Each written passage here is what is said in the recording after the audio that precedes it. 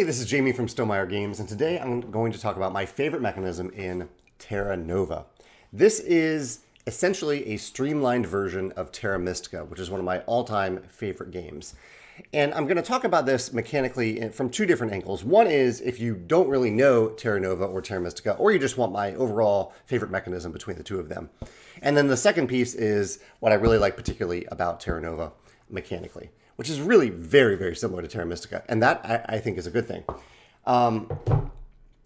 My favorite mechanism between the two games is the use of the player mats. These are actually a big inspiration for me in Scythe and Tapestry, probably other games too, but mainly those two, in that at the beginning of the game, you cover up a lot of these spaces on your player mat with houses, with settlements, trading houses, some bigger buildings.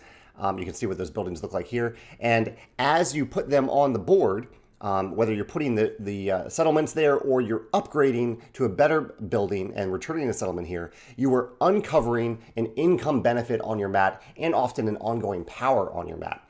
And that feels really good. It's a really nice sense of progression where you start out with a bunch of stuff on your mat and a bunch of that stuff ends up on the board. And so you're kind of transferring things from your mat to the board and improving your income over the course of the game. I love this aspect of Terra Mystica and Terra Nova. And I would pair that to the asymmetry. You can see here this is a double-sided mat. And there are different powers that you unlock with the two big buildings, and you have a different ongoing power up here at the top depending on your faction. I think that's really cool. The asymmetry in this game is really, really well done. For Terra Nova specifically, it really is the same game as Terra Mystica, but streamlined and simplified. And that might be a red flag to people who like the complexity of Terra Mystica, but as much as I love Terra Mystica, it is a difficult game to teach, and it does take a while to play. If you're playing on the tabletop, it's probably going to take over 2 hours. We learned and played Terra Nova in around 90 minutes, and subsequent plays would probably only take 60 minutes. And I think a lot of the streamlines were really, really good choices. For example, the cult tracks are gone. The ovals, the oval power tiles are gone. Priests are gone. Workers are gone. There are only now two resources. The two resources you can see here are money and magic, whatever they call magic in this game. And the magic system itself is really cool. This magic pool system, and all of those streamlining elements I think work really well. They give you the same range of choices to make. You're still agonizing between which building to upgrade, which building to put on the map, where to put it, when to use these benefits that can only be used by one player per round. There are the goals that happen throughout the game. Where are they kept on the board? Yeah, there are round goals kept down here. So when do you focus on the goal for that round to get extra points? Which bonus tile do you take each round to give you a little boost in income and maybe a benefit at the end of the round? So still a very broad range of choices to make, but what you're actually doing on your turn is a little bit more streamlined, and you have fewer resources to manage. Really, someone at the table I think said it really well in that there are fewer things to think about in terms of extending your turn.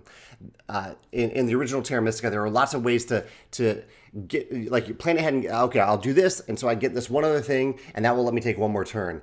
And it's a little bit more streamlined in Terra Nova, a little easier to think about there. Also, I didn't mention this, instead of having 7 different terrain types, there are 5, which actually I think works really well for the board, because that means that there's more adjacency. If you pick a tile that wants, say you're green, and green maybe can dig easier to deserts, there's typically 2 territories next to the territory that you start out with where you can fairly easily terraform them. I really appreciate all the thought that went into streamlining and simplifying this game. I really enjoy my first play. This is definitely the game that I would teach to more people, to teach to other people. And playing on the tabletop, this might be my go-to from now on. If I had the choice between Terra Mystica and Terra Nova, I might choose this one over Terra Mystica. So yeah, those are my thoughts on the Terra family of games and Terra Nova specifically. I'd love to hear your thoughts in the comments below if you've played Terra Nova, if you've played Terra Mystica, either way, your favorite mechanism in either of those games, and maybe your thoughts in general about streamlining and simplifying a game and how that could actually benefit the people who already love the heavier version of that game. Let me know in the comments below. Thanks.